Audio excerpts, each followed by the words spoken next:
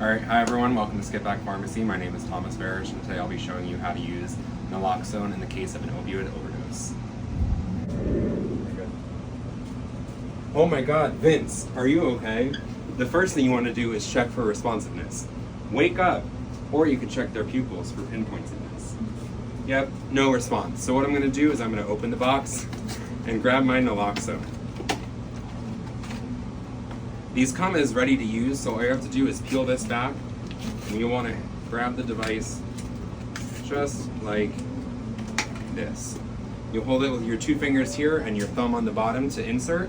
You'll want to support their neck with 1 hand underneath, insert it in, and 3, 2, 1. You're going to give that full dose.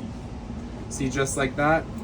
And then you're going to want to help your patient into recovery position with their leg over and their hand under to keep them from rolling, and in case they do wake up, then they won't aspirate onto themselves. Now at this point, because we've already administered it, you want to call 911. This is a friendly reminder that using naloxone does not replace the need for emergency medical services. So after you administer, get them in recovery position and call 911, or yell and have someone do it while you're doing this. Alright guys, welcome back. Unfortunately, our patient has still not woken up after 2 to 3 minutes, so I'm going to show you how to administer a second dose.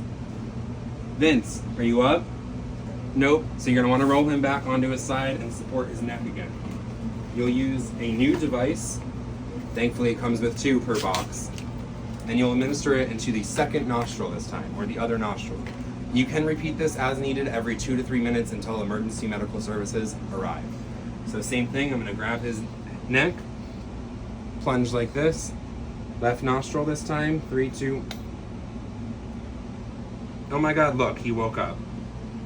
Oh my gosh, thank you. On saving a life, feel free to come back into Skippack Pharmacy and get a new naloxone kit on us.